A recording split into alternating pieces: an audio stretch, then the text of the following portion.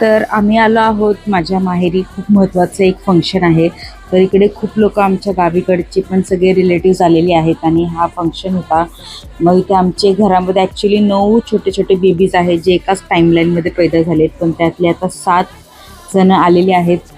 मग आम्ही हा फंक्शन केला कंप्लीट, जेवलो आणि हे सगळं झालं. त्यानंतर आम्हाला जायचं होतं. शानच्या जे एक फ्रेंड आहेत त्यांना एक बेबी झाले, तर त्यांना आम्ही भेटायला गेलो संध्याकाळी. मग त्यांनी आमच्यासाठी खूप सारे स्नॅक्स बनवले होते. मग ते एन्जॉय करून आम्ही आलो घरी.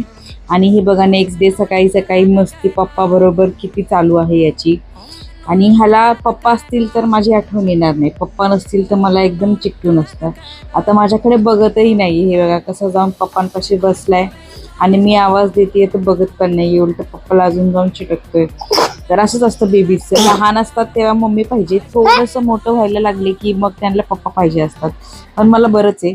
त्यानंतर खातात ते थोडे ग्रेप्स. आणि नेक्स्ट व्लॉग खूप इंटरेस्टिंग असणार आहे, सो तुम्ही आम्हाला फॉलो नक्की करा.